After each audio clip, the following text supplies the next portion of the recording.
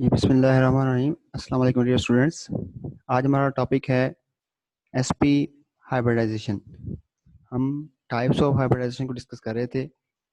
तो उसमें सबसे पहले हमने sp3 हाइब्रिडाइजेशन को डिस्कस किया, नेक्स्ट sp2 हाइब्रिडाइजेशन को डिस्कस किया और लास्ट टाइप है हाइब्रिडाइजेशन की विच इज़ sp हाइब्रिडाइजेशन। देखें, ये एक s ऑर्बिटल है और ये p ऑर्बिटल है। एक s ऑर्बिटल और एक p ऑर्बिटल। तो जब ये दोनों ओवरलैप होंगे तो इस दौरान जो हाइब्रिडाइजेशन होती है उसको हम नेम देते हैं sp हाइब्रिडाइजेशन। मतलब क्या हुआ?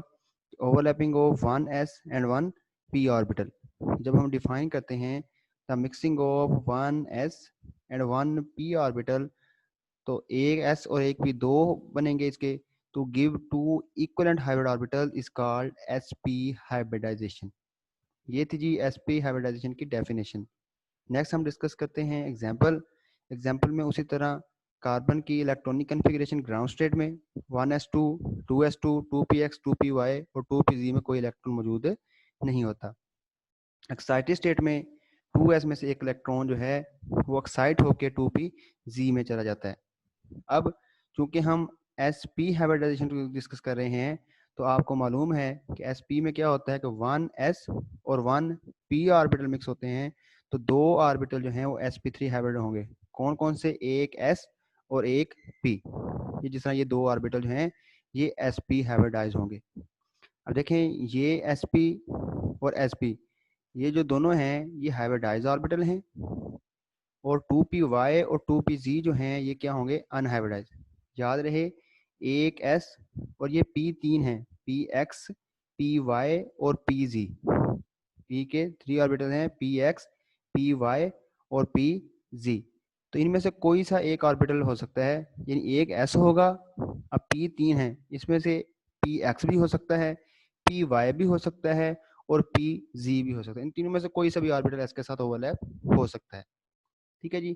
तो इसमें हमने क्या देखा? दो sp हैं जो कि हाइब्रिडाइज ऑर्बिटल हैं और दो अनहाइब्रिडाइज ऑर्बिटल हैं। आपको बताया था हाइब्रिडाइज ऑर्बिटल जो हैं वो सिग्मा बॉन्ड बनाते हैं और अनहाइब्रिडाइज ऑर्बिटल जो हैं वो साइड बाय साइड ओवरलैप होते हैं और पाई बॉन्ड बनाते हैं।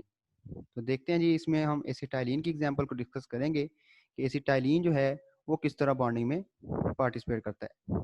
तो एसिटाइलिन में देखें, सबसे पहले हम देखते हैं कि हमारे पास जो दो sp हाइब्रिडाइज ऑर्बिटल थे वो कौन से थे।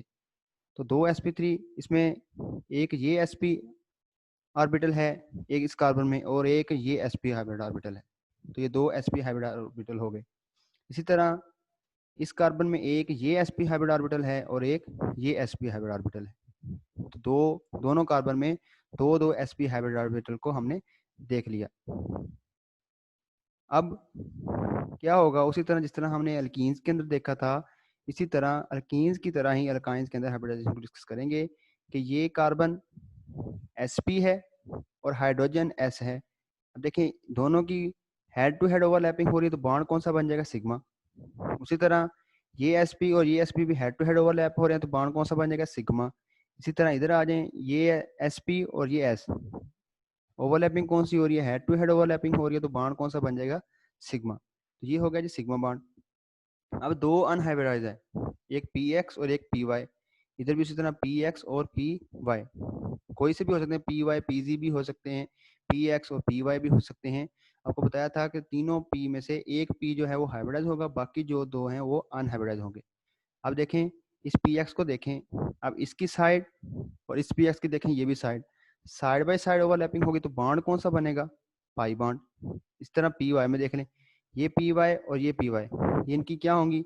साइड्स ओवरलैप करेंगे, तो बॉन्ड कौन सा बन जाएगा? Pi bond. यानी इनमें देख लें, एक ये सिग्मा बॉन्ड बन रहा है और दो क्या बन रहे हैं? Pi bond. कार्बन कार्बन के दरमियान एक सिग्मा बॉन्ड और दो पाई। और इधर कार्बन हाइड्रोजन के दरमियान इधर भी सिग्मा बॉन्ड बन रहा है और इधर भी सिग्मा बॉन्ड बन रहा है। यानी कार्बन कार्बन के दरमियान एक सिग्मा बॉन्ड है और कार्बन हाइड्रोजन के दरमियान कितने सिग्मा बॉन्ड है?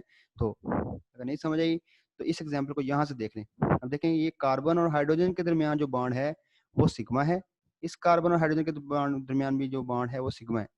अब ये कार्बन और कार्बन के दरमियान जो तीन बॉन्ड हैं, इनमें एक सिग्मा है और 2 कौन से हैं, वो पाई बॉन्ड है। ये था जी acetylene CH triple bond CH। हाँ जी, ये इस तरह स्ट्रक्चर होता है इसका। ये कार्बन है, ये हाइड्रोजन के साथ बॉन्डिंग, इधर भी हाइड्रोजन के साथ बॉन्डिंग, और ये p ऑर्बिटल जो कि पाई बॉन्ड की फॉर्मेशन करते हैं, ये इस तरह। हाँ जी, समरी एंड एक्सप्लेनेशन में हमने क्या देखना है जी, sp hybridization occur when a carbon has 2 attach group. Carbon के साथ कितने अटैच ग्रुप हैं, sp है 2 अटैच ग्रुप, sp2 होंगे तो 3, और sp3 हो गए तो 4 अटैच ग्रुप। sp और हाइब्रिड ऑर्बिटल हैज 50% s और 50% p कैरेक्टर, यानी इसमें 50% s होगा और 50% कौन सा कैरेक्टर होगा, p कैरेक्टर होगा।